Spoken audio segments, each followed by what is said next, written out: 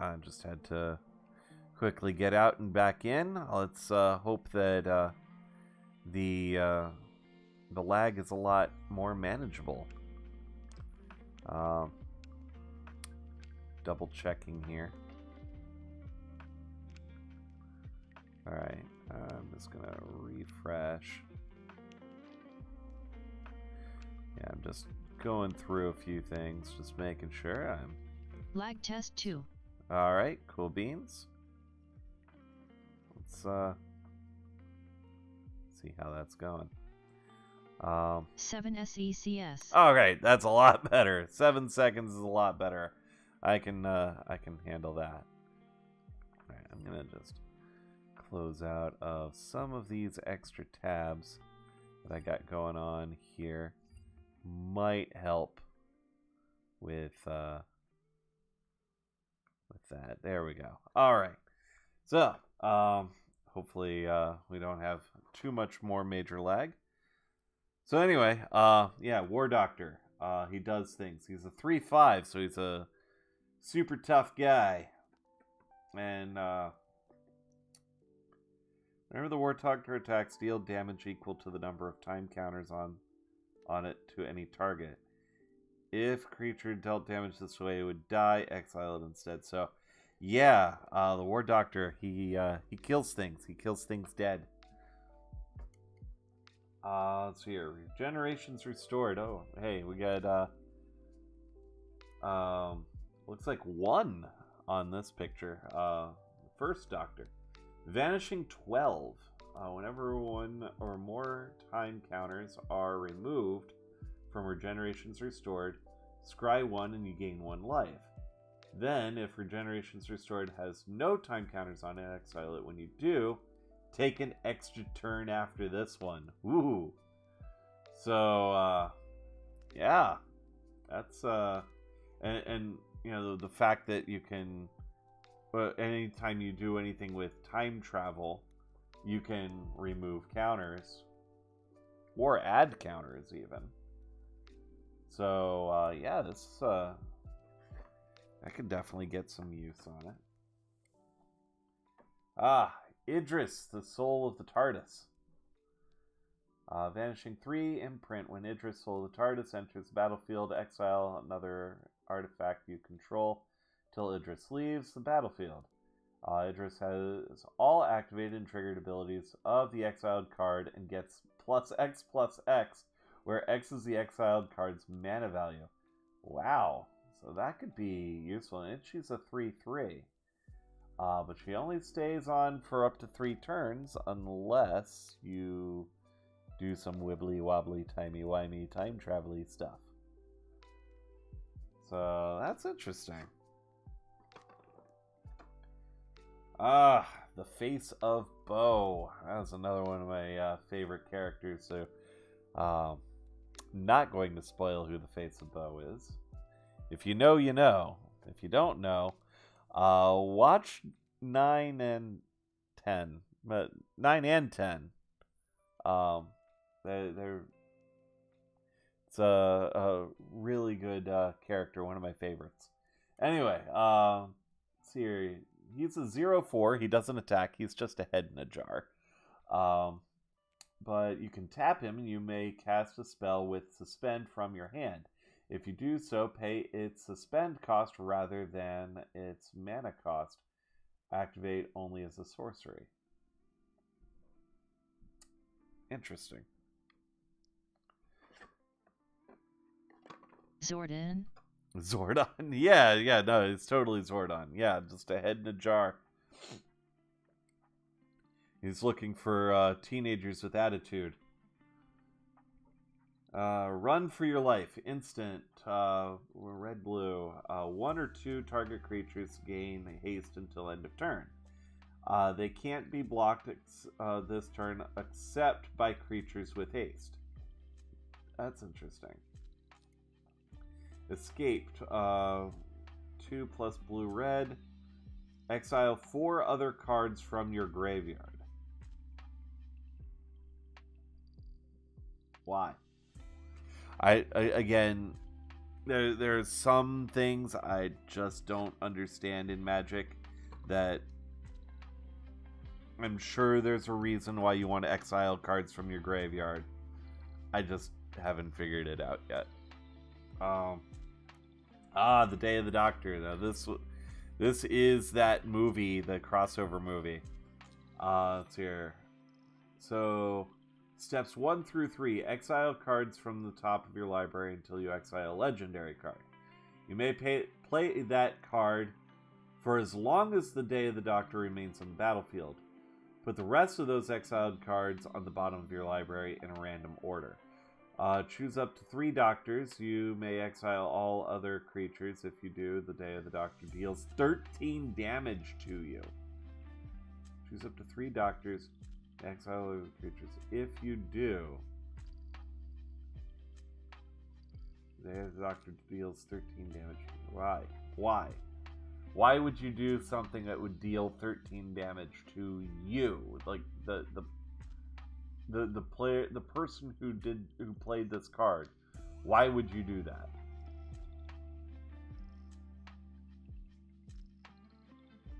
You may exile all other creatures. Okay. You may exile all other creatures. So find 3 Doctors, exile all other creatures. If you do that, if you exile all other creatures, then the Day of the Doctor deals 13 damage to you. So you got to have 13 life points ready to play, and you wipe the board for everybody except 3 Doctors that are out there, and that can be your Doctor, could be somebody else's Doctors, any 3 Doctors that are on the battlefield. So how that works. So that's interesting. Gallifrey Falls, no more. Let's see here. Gallifrey Falls deals 4 damage to each creature. Creature is dealt damage this way this turn. Would die this turn. Exile it instead. Or if you pay no more, any number of target creatures you control phase out. Fuse, you may cast one or both halves of this card from your hand. Yes, so that's one of the neat things about these little fusion cards. You can do one or both. So yeah, phase out. I guess phase out just means it's not really exile. It's like just it's not there, can't be used. I don't know. It's not exiled, it's phased out. That's a different thing. Dinosaurs on a spaceship. Oh, everybody likes dinosaurs on a spaceship now, don't they? Vigilance Trip. It's a 7/7 for 6. So white, red, +4. Vigilance, trample. Other dinosaurs you control get a +1/+1 and have vigilance and trample. Okay, suspend cost is that you pay that and then it gets suspend 4, I guess. Interesting. Okay, so that's a suspend cost, or you can pay its regular mana cost to do it.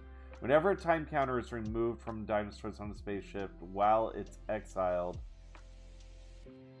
create a 2/2 red white dinosaur creature token with flying and haste. Okay, so you can choose to just put this guy out here for its regular mana cost, and he's a 7/7 vigilance trample with this feature that gives other dinosaurs +1/+1 vigilance and trample. Or you pay its suspend cost, which costs a little bit less. It gets 4 time counters on it. Whenever a time counter is removed, so you have to have something else that does time travel, you remove the time counter from it. You create a 2/2 red-white dinosaur creature with flying and haste, which means it can be used right away. And it has flying, so it's hard to block. And then when you remove all 4 suspend counters from it, and then this thing's in play, all of those other creatures now get +1/+1 with vigilance and trample. That's nuts. Okay, so I'm starting to get an idea of how suspend works. And there's like this risk reward kind of thing with suspend. But if you're playing your cards right, quite literally, you see, this is the kind of stuff that I would play. I always like to play red white, and this is definitely the epitome of a red white card. Lots of damage, lots of quick, and if you play it right, you get even more damage. And that yes, this is big creature. Yeah, because like I said, I like to play red, white, green. Or a green usually also has a lot of growth and big, angry creatures that like to punch things really hard. This is definitely in my one of my more favorite cards out of this entire deck that I would love to play someday. So awesome! Dinosaurs on a spaceship. I love it. Alright, Kate Stewart, legendary human scientist. Whenever you put one or more counters on a permanent control, create a 1/1 white soldier creature token. Interesting. She's, I'm sorry, I don't have her in frame. I'm sorry. She's from Unit, if I remember correctly. Whenever Kate Stewart attacks, you may pay 8. If you do, attacking creatures get +X until end of turn, where X is the number of time counters among the permanents you control. Interesting. So again, lots of wibbly, lots of wobbly. She's a white, red, blue. And she makes things, apparently. She makes soldiers, so yeah. Definitely unit commander. Alright. Rotating Fireplace. I love that episode. Rotating Fireplace enters the battlefield tapped with a time counter on it. Tap it, add an amount of colorless mana equal to the number of time counters on Rotating Fireplace.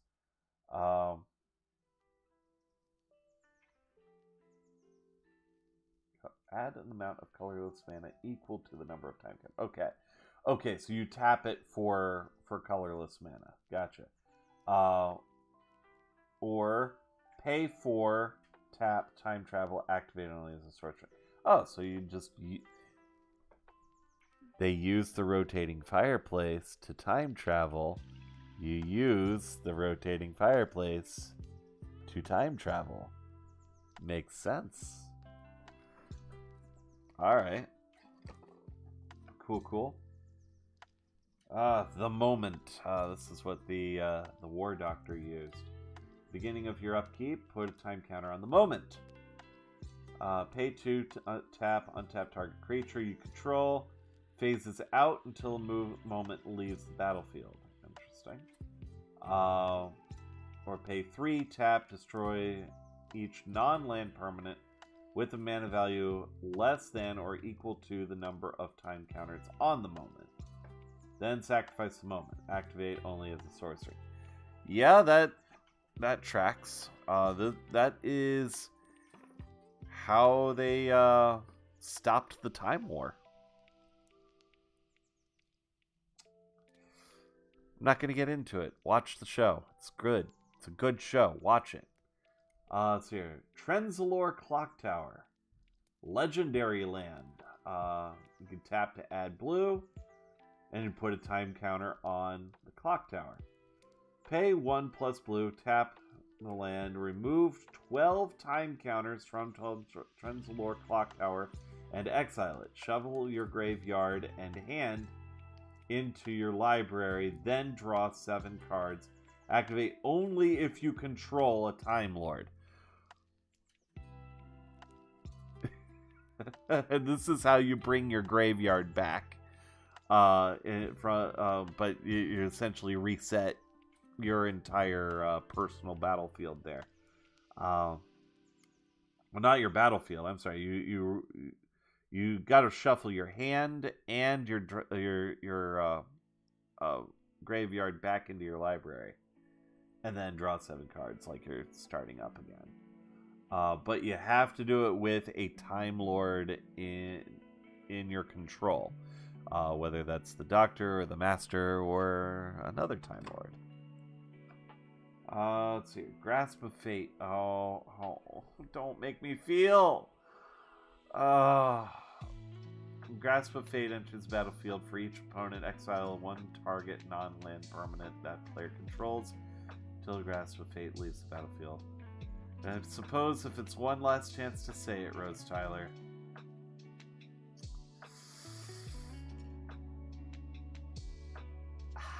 Oh, I'm getting feels again just thinking about that episode.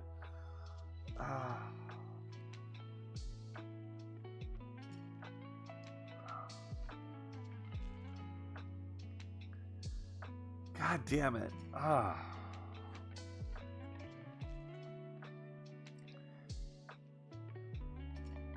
Hello, sorry for bothering you. I want to offer promotion No. of your channel, viewers, followers, views, chatbots, etc. Yeah, you sound like a The price is lower than any chatbot. competitor. The quality is guaranteed to be the best.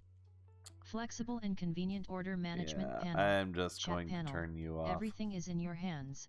Turn it on /off/customize.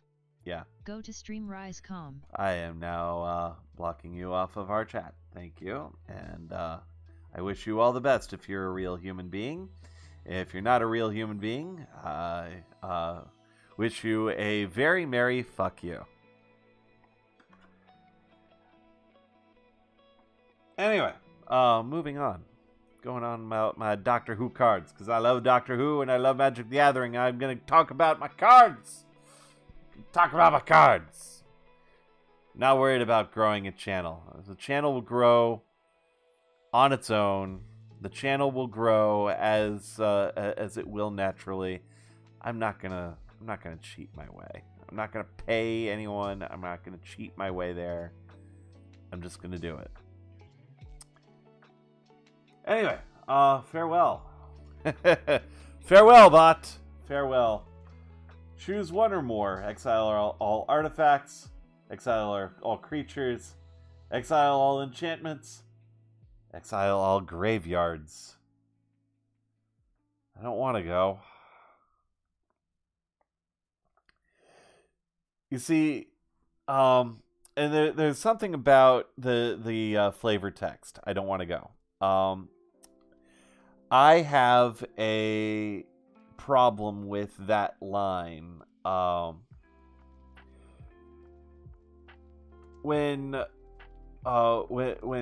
David Tennant has on his final. Have a very merry fuck you. It's the best time of the year. Indeed. So, yeah. So, my issue with the line "I don't want to go" happened at the end of David Tennant's run. It was right before as Matt Smith was coming in. David Tennant's doing his final regeneration, and his last line David Tennant says is, "I don't want to go." And it's meant to like evoke some emotion, but it turns out that it was a line that was added by the writers, and that David Tennant himself didn't really, it's like, I didn't really mean that. Like David Tennant himself didn't mean that. Maybe the Doctor did, but it was just kind of mean, I guess, to say that David Tennant didn't want to go, but he actually didn't mind going. He wanted to go off and do something else, go on with his career.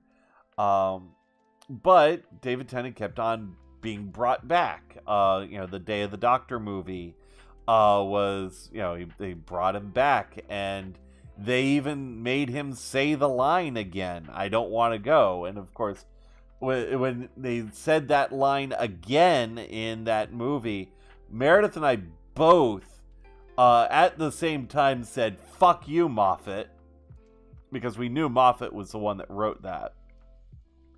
So both of us at the same time immediately just said, fuck you, Moffat. Because Moffat's the one that wrote that line. But I have come to a better appreciation of this line only because of Death Battle. Rooster Teeth's Death Battle. They had an episode of the 10th Doctor versus Rick Sanchez of Rick and Morty. And the Doctor uses this line not as a, regretful statement of having to leave, but as a threat. And that this line, I don't want to go, as a threat, has so much more weight to it, and I have a much better appreciation for that line as a, why would you do something like this? Because I don't want to go. That as a threat has a lot more oomph than this wistful, I'm leaving, but I don't want to go. So anyway, but yeah, this card right here, choose one or more, exile those things, exile these permanents. Yeah, that's how you. This is a board wipe right here. And it's all, which means yours, theirs, everybody's. Just all of those things, just gone, done. Love it. Anyway, I've got a big deck to go through here. I apologize. I don't mean to go through every single one of these. So I think I got through most of the main character cards that I wanted to go through, but let's see here. Out of time enters battlefield, untap all creatures. Then those creatures phase out until out of time leaves the battlefield. Put a time counter on out of time for each creature that phased out this way. Vanishing. Okay, so it's just remove a time counter. Put a time counter on out of time for each creature phased out this way. Ooh. There was another one kind of like this earlier that we went over, but this one, untap all creatures. That's everybody. Oh man. Okay. So this is just essentially kind of a vanishing oblivion ring that's going to go out over time.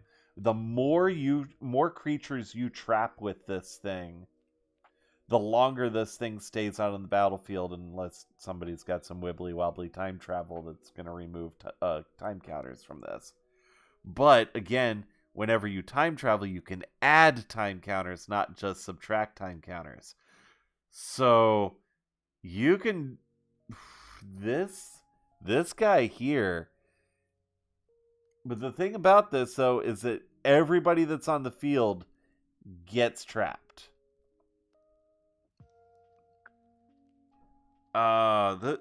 This was, I think this is related to the Day of the Doctor.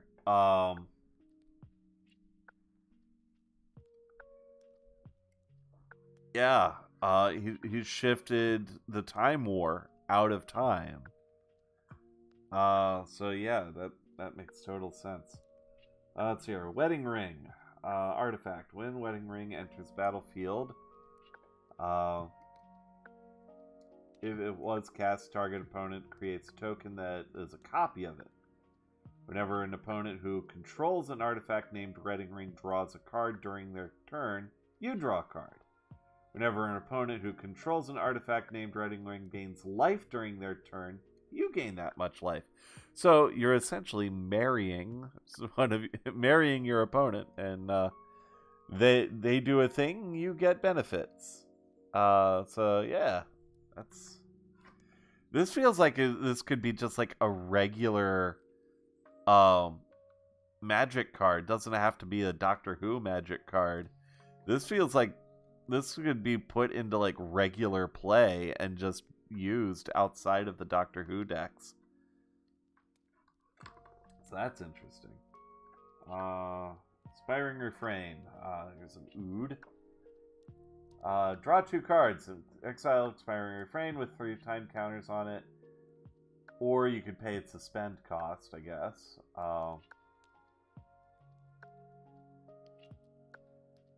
May pay at the beginning of your upkeep, remove time counter.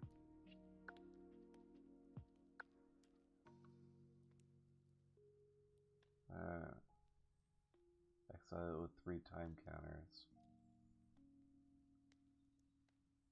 Oh! Wait. This just keeps going. This just keeps going. Okay. So you can pay this and use it right away, or you can pay the suspend cost and wait 3 turns, or wait well, not wait 3 turns, but wait 3 time travels in order to use it. But once you use its ability, draw 2 cards, this thing just gets suspended again. It doesn't go to the graveyard. Instead, it just gets exiled with time counters. So you can use it again later. That's neat. I'm starting to understand the mechanics just a little bit. I'm not by any means a master of it. I'm starting to get it. If I can not throw my cards all over the place. As Foretold, enchantment. At the beginning of your upkeep, put a time counter on As Foretold. For each turn, you must pay 0 rather than pay the mana cost for a spell you cast with mana value of X or less, where X is the number of time counters on As Foretold. Wait. The beginning of your upkeep, put a time counter on. You can just do that. Oh, I'm starting to see what this does. This makes things cost less, and the more this thing's got time counters on it, the more you can put out on the battlefield for less mana. Ooh. So returning through the dark and then Doctor? Oh, but when he will knock 4 times. Then he will knock 4 times. The Master. Oh, I love it. I love it. Alright. Fractured Identity. Exile target non-land permanent. Each player other than its controller creates a token that's a copy of it. More copies. Making copies of stuff. That's a big feature of this deck, is making copies. Exile target non-land permanent. Each player other than its controller creates a token that's a copy of it. It's like I'm breaking into a million pieces, and there's only one thing I remember. I have to save the Doctor, Clara Oswald. Oh, Clara. Yeah, she was 11's last companion. Oh, man. Well, that's neat, though. You can take something from someone else and be like, okay, well, that's mine, and everybody else also has one of that thing as well. So that's interesting. Oh, here's a fancy land card. As Port Town enters battlefield, you may reveal plains or an island from your hand. If you don't, Port Town enters battlefield tapped. You can tap it for white or blue.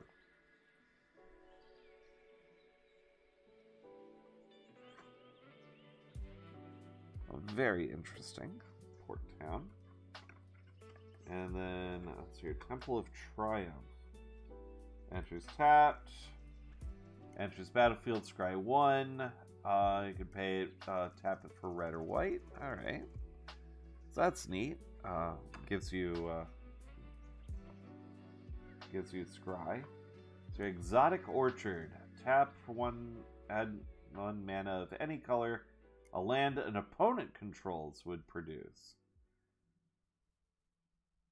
Architectural reconfiguration system. It reconstructs particles according to your needs, explained the doctor. A machine that makes machines? Gregor questioned. So.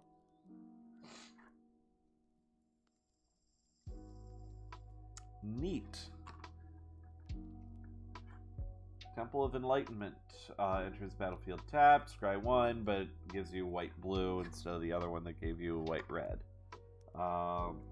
Prairie Stream. Tap to add white or blue.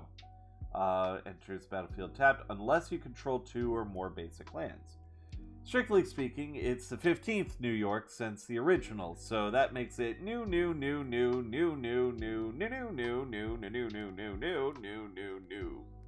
York. Anyway. Irrigated farmland. Pretty much the same thing, but it's white-blue. But you can cycle it instead of whatever the other one did. Biodome Tunnel is out of bounds. Andy and Tark are infected. Captain Adelaide Brooke.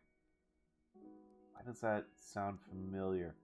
Oh, that was another really good Tenet episode.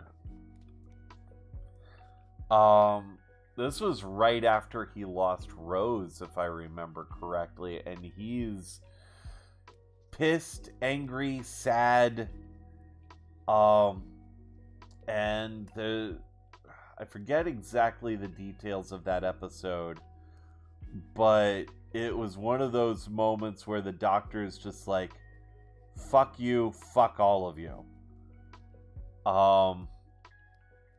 You all have to be sacrificed. And I think he saves one person. Like, out of all of them. I think he only saves the one person, or he has to say, like, you were supposed to die there because your sacrifice made the world better, or something like that. I forget exactly how the episode goes, but I remember it was like just one of those, the doctor reserves the right to say, fuck you. Yeah.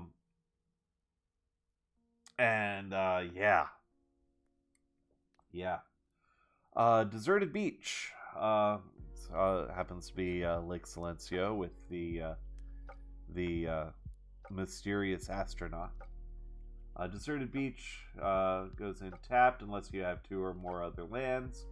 Adds white or blue mana when tapped. Oh wait, I didn't read the flavor text. By Silencio Lake on the Plain of Sighs, an impossible astronaut will rise from the deep and strike the Time Lord dead. And that is what happens. But I don't want to give it all away. Spoilers. Alright, Glacial Fortress. That's actually really cool looking. Comes in tapped unless you control a plains or an island. Ice World, a space trading colony on dark side of the planet's Vartos. Think there's something interesting going on there, Mel, says the 7th Doctor.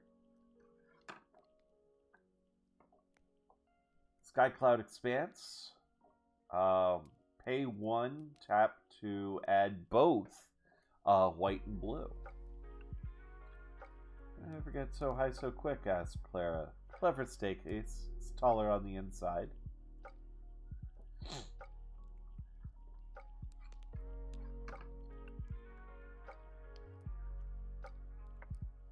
Temple of Epiphany. Allows you to scry 1, gives you blue-red.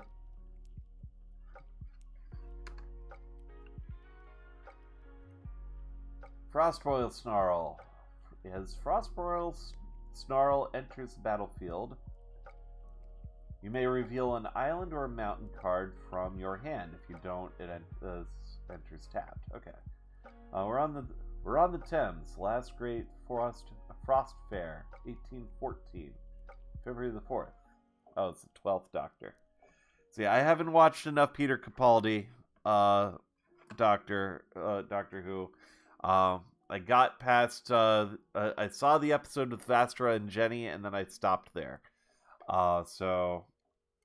Which, by the way, Vastra and Jenny are one of my favorite non-companion recurring characters of Doctor Who. And I'd love to see more of them, but yeah. What can you do about a lizard that's older than humanity and her human wife maid? Anyway, Thespian stage. Oh, this is when they go to see Shakespeare. So tap to add colorless, or pay 2, tap. Thespian stage becomes a copy of target land, except it has this ability. All the world's a stage, said the Doctor. I might use that, pondered Shakespeare. Yes, so it's a stage that can take on the type of land, any type of land, and you just pay 2 and tap it, and it turns into that. It becomes a copy of the target land, except it also has this ability. Oh, wait. When it becomes a copy, does it overwrite? See, that's something I'd have to find out the rules on this. Like, whenever it shifts, because it becomes a copy of a target land. It doesn't say basic land. It says target land. So all the other lands that I've talked about so far, it could become a copy of one of those. So it could have like blue white or white red or red blue or what have you. This is a useful kind of card. Kind of reminds me. It's not quite Black Lotus, because that was the whole thing about Black Lotus. Essentially, you could it was a means of getting mana from getting more mana from nothing, or converting mana or something like that. I forget exactly what Black Lotus was, but I know that's a thing. So that's an interesting card. Fury Called and Snarl enters the battlefield. Reveal plains or mountains. If you don't, this comes in tapped. Red white. War Room. Okay, so this is different. You can tap it for colorless, or pay 3, tap, pay life equal to the number of colors your commander's color identity. Draw a card. Interesting. Like if you absolutely need to draw a card and you're willing to sacrifice some life to do it. Sunbaked Canyon. Tap, pay 1 life, add red or white, or pay 1, tap, sacrifice this thing, and draw a card. Look at all those diamonds, poisoned by the sun. No one can ever touch them. I remember that episode too. That was a Donna Noble episode, I believe.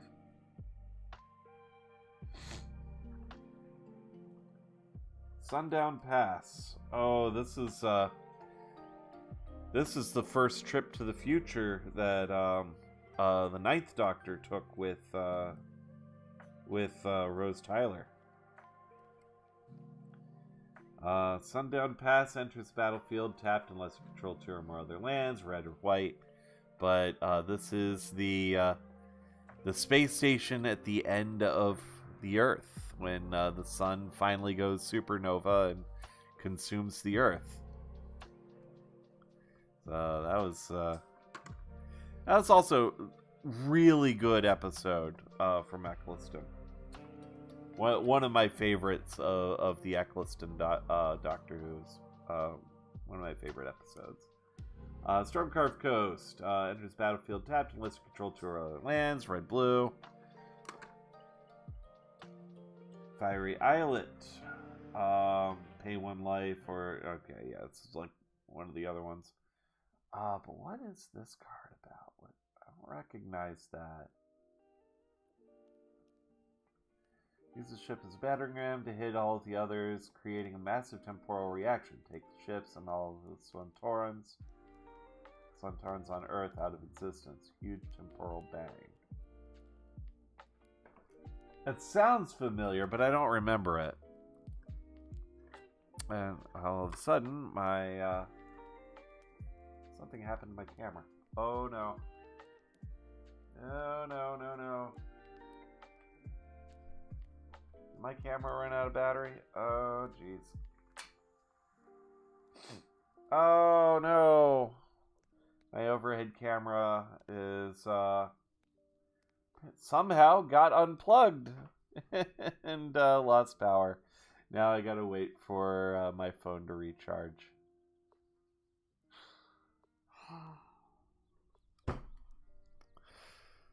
I love it when stuff happens. Alright. So I was using my phone as the another camera.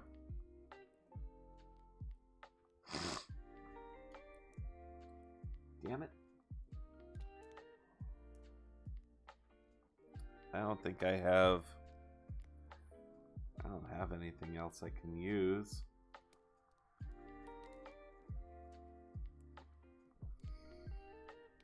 Well, this is awkward. Oh boy.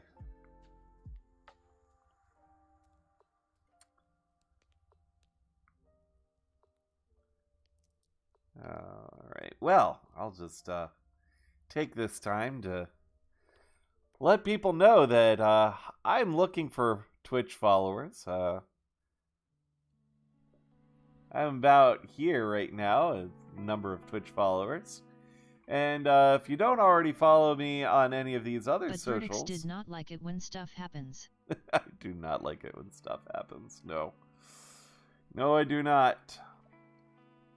What the heck is going on with the chat? I need to move that over here. Here we go. All right. Yeah. Actually, probably put chat. Well, now it disappeared. Of course it disappeared. So I'm just gonna... There. Anyway, yeah. Let's see here. Can I turn my phone on? Yes. Okay. My phone is rebooting.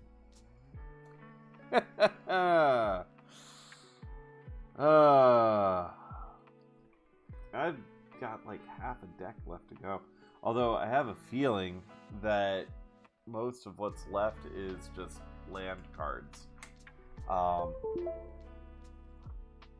But these are oh no,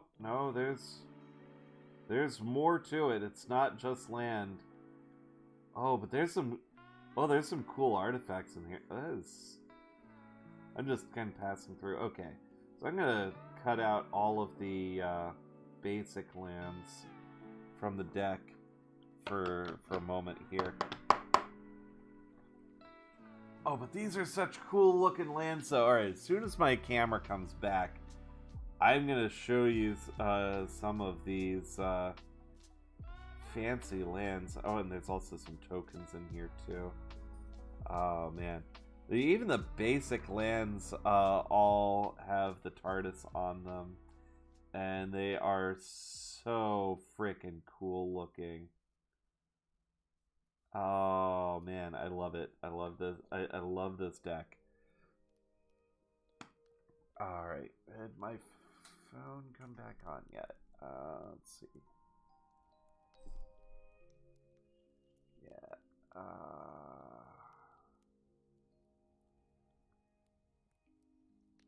All right. I need to. I can't use my thumbprint. Okay, fine. There we go. Phone is starting. All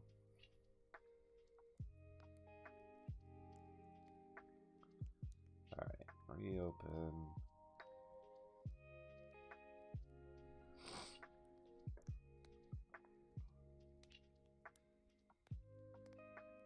Oh, of course it didn't remember it. Alright.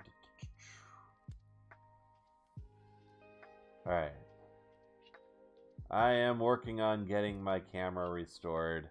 I appreciate your patience and understanding while I deal with my bullshit. There we go. Open Streamlabs.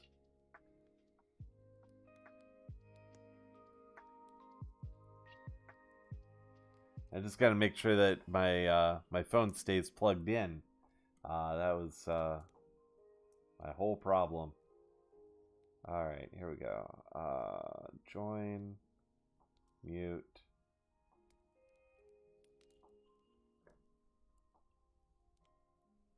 There we go. All right.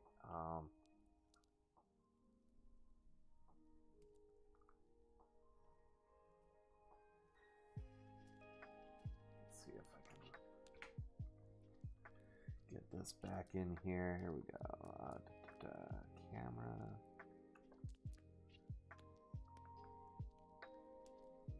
All right, here we go.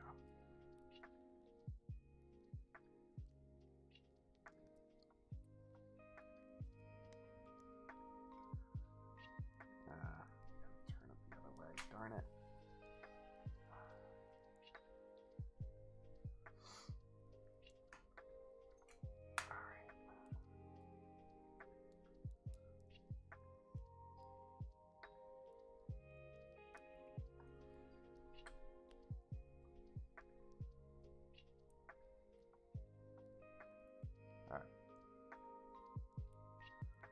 Just checking the camera angles. Oops.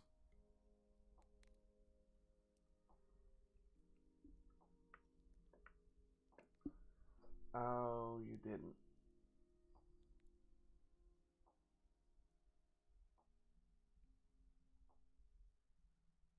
Oh, come on.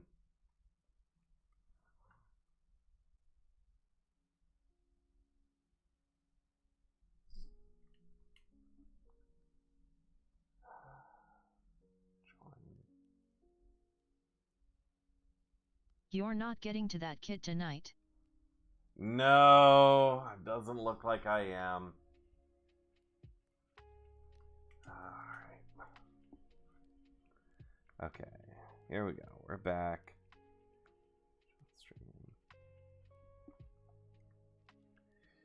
Yeah, this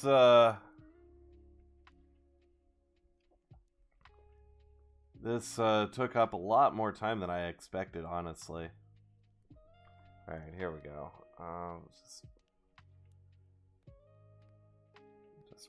Oh, fi.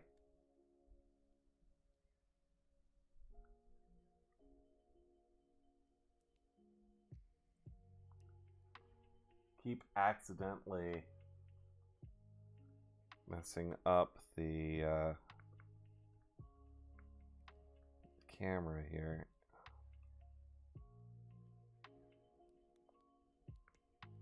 All right.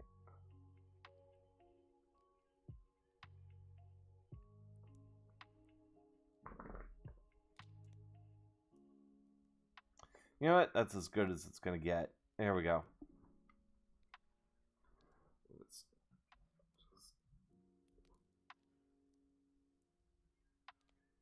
Yeah, I think that's as good as it's gonna get. All right. So anyway, all right. So Time counters. That's what these things are. Alright. So, now that we're back on, let me show you some of these basic lands. I really like... This one's just nice and peaceful. Actually, even happen to know, I think, which episode this is from. And the Lord said, "Let there be overhead camera." And so it came to be. Indeed it did. And this, I think, is from the episode when they go to see Queen Victoria, I think. The Doctor and Donna both try to... Was it Donna or was it Rose? Either it was one of them. I know because both of them. It was definitely Tennant, but they were trying to get the Queen to say, "We are not amused," and yeah, I think they were like they had a bet running. But anyway, that's what this is where they parked the TARDIS in that episode. I remember that. Now this one I'm not too familiar with, but obviously Alien Planet. And then this is another one of an original one. Now this one parked it on Bad Wolf Bay, or Bad Wolf Island, or whatever you want to call it. Bad Wolf Bay, I think is what they called it. And now this one I'm not familiar with at all, but that's a really really neat looking place there.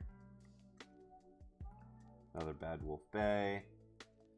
And then now I don't recognize this, but it's still a nice painting nonetheless. It's parked in a little mountain range there. And then this one's really neat. It's really cool use of colors. And then another one of the that other mountain that I had. So yeah, so those are the basic lands, and I'll just put these over here for now. And then we have some tokens. We got soldier token. Here. So we got soldier token, a baby pond, baby Amy. And then we've got a clue. Getting such a clue. And we have some fish fingers and custard, the food token. You can sacrifice it and gain 3 life. If you pay 2 and tap sack, get 3 life. And a little adipose alien, little tutu, little white alien dude. So a few adipose guys, and then dinosaur. I'm definitely excited for using dinosaurs on a spaceship, because I mean, come on, when would you not want to use dinosaurs on a spaceship? And then copy token, which that's a neat little piece of art there for making a copy. And just in case you need it, the phases of a Magic the Gathering turn. So this is your little cheat sheet on how to play. Oh, just realized that these tokens are double-sided. So there's more copies, more dinosaurs. There's their human noble token, a treasure token, and the horse. Doctors you control have horsemanship. Oh, that's great. They're double-sided, so all of the tokens that were referenced in the deck can still be used. That's really nice. And your cheat sheet. how to play, and of course, learn to play Magic. Scan this QR code for to learn more. You know you want to scan it. Go on, scan it. Scan the QR code. Do it. Do it. Scan the QR code. Do it. Scan here to get started. Play Magic. Learn to play Magic. Alright. And by the way, I also recommend get Magic Arena. It's free. It's on Steam. It's on phones. It's on tablets. Get Magic the Gathering Arena. It is free to play. It's absolutely free. You can pay to get boosters and stuff if you want and buy cards, but you really don't have to. You play with real people. It's absolutely free to play. You don't have to pay anything, and it's a great way to learn how to play the game. So if you've never played Magic before, or if it's been a while since you played Magic and you're like, man, I need a refresher, the tutorial in Magic Arena really is, like, in my opinion, the best way to learn Magic. Because I played with real cards before, but I was just kind of like, I always had to have people help me out. Okay, what do I do next? Or how does my turn go again? Or what am I supposed to do? After playing Magic the Gathering Arena, free to play on almost all platforms, I learned very well how to play Magic and learn like some of the pro strats too. But it's great for beginners. Do it. All right, cool. Back to cards. Let's see here. Oh, the Atraxi Warden. Now, this was one of the early episodes of 11. So yeah, 6/6 with flying, enters the battlefield, exile to 1 target tap creature. So yeah, that's a thing.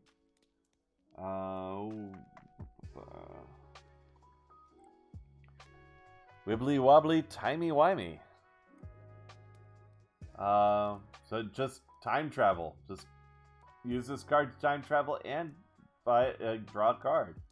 People assume time is a strict progression of cause to effect, but actually it's non-linear, non-subjective viewpoint. It's more like a big old ball of wibbly wobbly, timey wimey stuff. And a time beetle. This is a alien insect.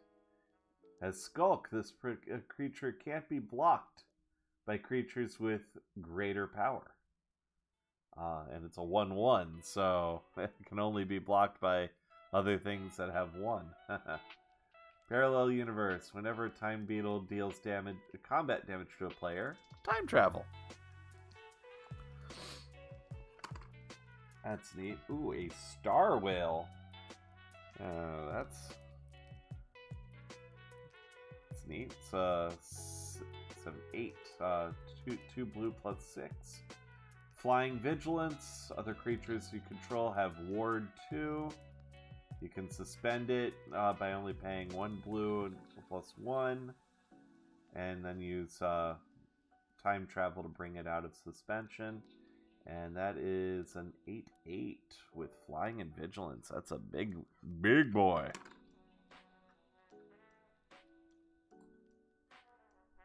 Sibylline Soothsayer. Temporal Foresight. When Sibylline Soothsayer enters battlefield, reveal cards from the top of your library until you reveal a non-land card with a mana value of 3 or greater. Exile that card with 3 time counters on it. If it doesn't have suspend, put suspend on it. Put the rest revealed in your bottom of your library in random order. So, how to get strong things into suspension, I guess. And just, I guess there's a lot of play from suspension in this set. Dragoon The Jadoon Enforcers. Oh, like, now most Magic Gathering folks would think these are Rhinoxes, but they're not. They're Jadoon. 8/8 trample. No more than one creature can attack each each combat, and they can come in through suspension rather than paying their regular mana cost. So your Psychic Paper artifact comes attached to the creature. Choose creature card name and creature type. Equipped creature has ward 1 and can't be blocked. Its name and creature type. The last chosen name and creature. Name and creature type. Okay, so it changes its name and creature type, but it doesn't necessarily get its abilities. This can be useful because there's a lot of stuff that plays off of names and types. So that's a thing. TARDIS. Let's see here. Flying. Whenever TARDIS attacks. Oh, it's a vehicle, of course. Must be manned by a creature of 2 power or more.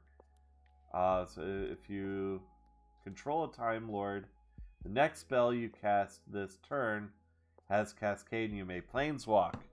Planeswalk with those, with these guys. Yeah. So that's neat. Next spell you cast this turn, we Cascade. Now, when it says has Cascade, that, I'd have to double check the rules on Cascade, but I think that just means like you can essentially play it again if you can pay its mana cost or something. Ooh. The Sonic Screwdriver. So this one's specifically 10's Sonic Screwdriver. Tap, add 1 mana of any color. Pay 1 and tap, untap a target artifact. Pay 2, tap, scry 1. Pay 3, tap, target creature can't be blocked this turn. So the MacGuffin that makes anything that you want have happen, except it just doesn't work on wood for some reason. That is the Sonic Screwdriver. Alright, Arcane Signet. Add 1 mana of any color of your commander's identity. Seal of the High Council of Gallifrey. Nicked it off the master of nicked it off the master in the Death Zone. Alright, well, that is certainly interesting. The Soul Ring. Add 2 colorless. It's an artifact. The Eye of Harmony. Exploding star in the act of becoming a black hole. Time Lord Engineering. Alright, well. That is certainly a thing. Clock Spinning. Buy back 3. You may pay an additional 3 as you cast the spell. If you do, put this card in your hand as it resolves. Oh, neat. Choose a counter on target permanent or suspended card. Remove that counter from that permanent or card. Or put another one of those counters on it. It just says a counter. Doesn't say time counter. Doesn't say +1/+1 counter. It just says counter. So whatever it is, do whatever you want.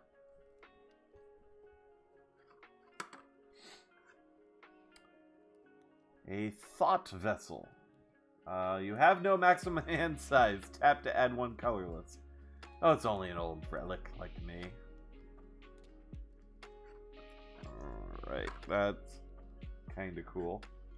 Now this says Mind Stone, but they show a Cyberman head. Add 1 colorless. Tap to sack it for a draw. Handles, that's right. Oh, he called it handles. I remember that now. This is the 11th Doctor. Handles, I said put me on a ship. I didn't say put me on a Dalek ship. Oh, handles. The Talisman of Creativity. Now, these all sound like actual Magic cards, but with Doctor Who pictures. Add blue or red. Talisman of Creativity deals 1 damage to you. Well, isn't anyone going to ask what it is with the glasses? Oh,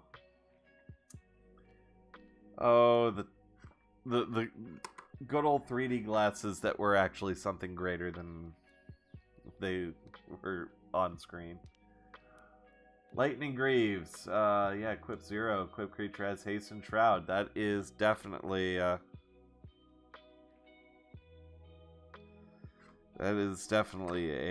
card that's been around. Talisman of Conviction. Bow ties are cool. Yep. Yeah, it's just David. It's just Matt Smith with a bow tie. Evolving Wilds. So you search your library for basic art. Oh yeah,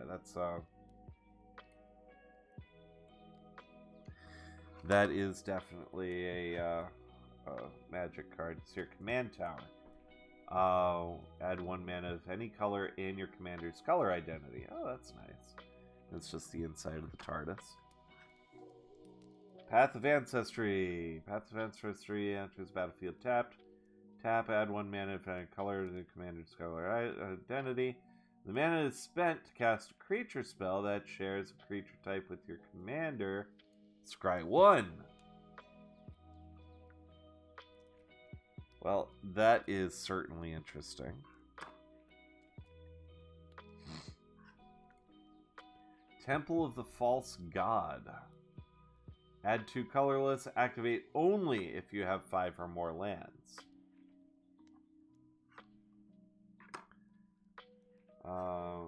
Myriad Landscape.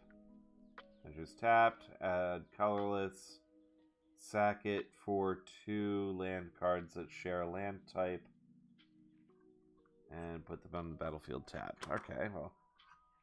We'll sack lands. Let's see. Thriving Bluff enters battlefield tapped. Choose color other than red. Tap, add 1 red or mana of chosen color. This battlefield, choose a color other than red. Okay, so it's a double color of your choice, as long as one of them is red. Mystic Monastery enters the battlefield tapped. You can tap it for blue, red, or white. Those are nice. And then the Ominous Cemetery with a weeping angel on the picture. That's awesome. Add colorless. 5 tap sack, or 5 tap exile. Target creature's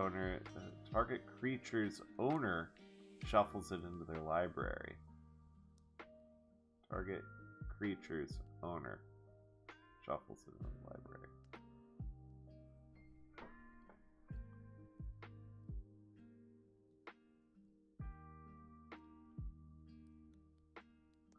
Oh, okay.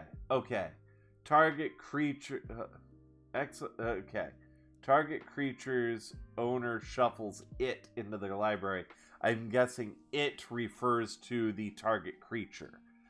That's a very weird way of saying that. So you pay 5, you tap this, you exile this card. Target creature's owner shuffles it into their library. They're not referring to this.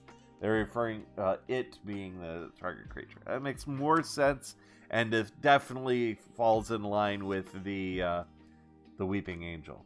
And last card before I open this this fancy one here, Rogue's Passage. Tap to add colorless. Pay 4. Target creature can't be blocked this turn. There's a rupture somewhere on board this ship. A small tear in the fabric of the continuum. Yep. Alright, well that is certainly interesting. Glad I got to go through all of that. And I've got this and one more pack to open. I promise you it's not going to be that long. Because the other one, I think, only has like 7 cards in it. But let's go ahead and tear this little booster pack open here and see what's inside. Well, it's a piece of junk. And Joe Grant, legendary human creature. Each historic card in your hand has cycling 2 plus white. Whenever you cycle a card, put +1/+1 counter on Joe Grant. She's a doctor's companion. Alright, well, she's going in here as a companion. And the sound of drums. Enchanted creature is goaded. If enchanted creature would deal combat damage to a permanent or player, it deals double that damage instead. 2 plus red, return the sound of drums from your graveyard to your hand. I see it now. I apologize. I didn't mean to drop it here. Those are all of the masters. The masters. And, he hears the sound of the drums. So there we go. Alright, so those are 2, and then of course I don't understand why they just like threw in just another dumb card with so you scan here to learn what collectible treatments you'll find in Doctor Who collector boosters. Alright, well, they want you to buy more collector boosters, I guess. Nothing left in here. So I am going to put these away. I'm going to have to get some card protectors for these. For sure. And now, got one more thing that I got out of Secret Lair. Secret Lair is when they do some very special drops. So they that are limited run, limited print. Once they're gone, they're gone, and they don't tend to print them again. So I got this wonderful Princess Bride foil edition Secret Lair drop. I'm going to tear this open today. So, super excited. As you wish. As you wish. Oh. Oh, it's beautiful. Oh, look at this. Secret Lair drop series. Princess Bride.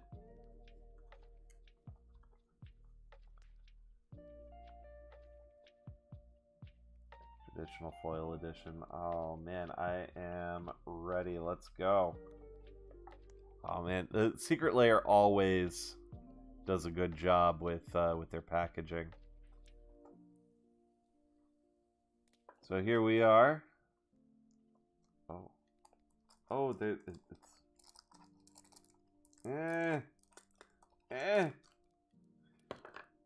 it's stuck on there. Oh, neat. The command tower, which it doesn't say what it does, but command tower essentially automatically makes 1 mana. You tap it for 1 mana that matches your commander's color.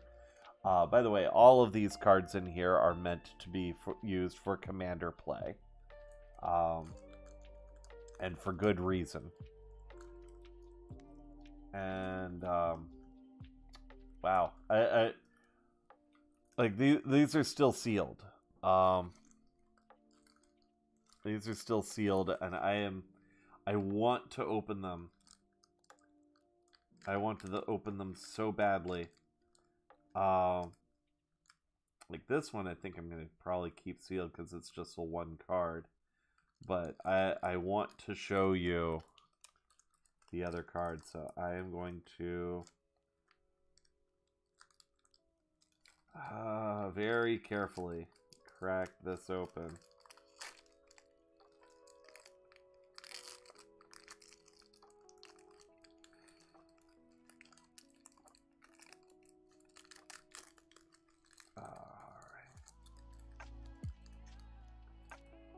Oh man, oh these are primo foils. Ooh, these are nice.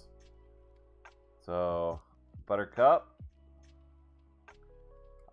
She's actually a copy of another card. Let's see, say Weatherlight Captain.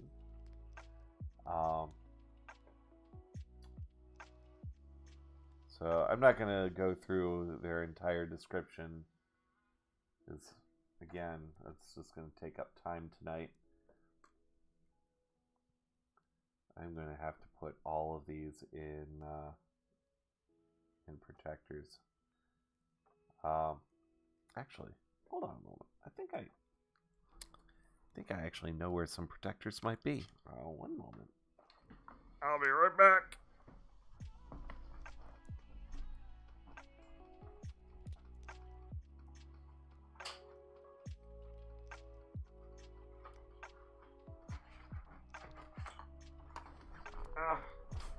Yes. I didn't have enough for the other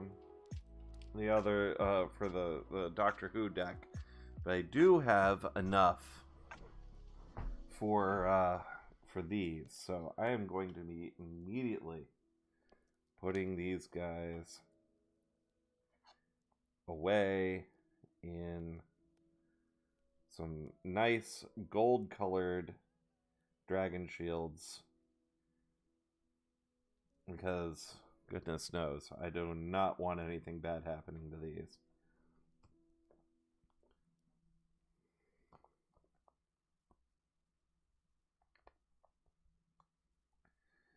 And silence! Your opponents cannot cast spells this turn.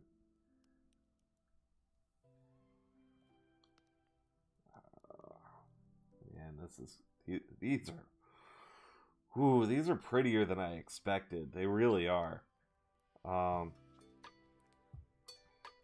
Battle of Wits. The beginning of your upkeep. If you have 200 or more cards in your library, you win the game.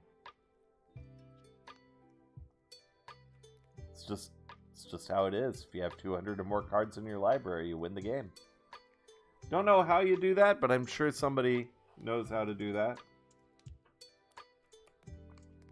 And good old Vizzini, criminal mastermind.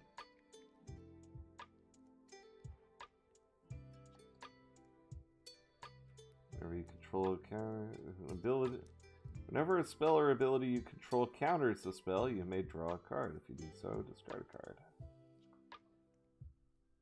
And of course, we've got the ROUSs, the rodents of unusual size. Power and toughness are equal to the number of rats you control. So if you've got a good rat deck, then you want it's just a pack rat. Pack rat has been around for a little while, but yeah, this is a very nice looking pack rat. Rodents of unusual size? I don't think they exist. Now, here... Oh, wait, no, not this guy. This is still pretty good, though. This is based off of Finn the Fangbearer. But Wesley, the Dread Pirate Roberts. 1/3 with Death Touch. Whenever a creature you control with Death Touch deals combat damage to a player, that player gets 2 poison counters. As you wish. And,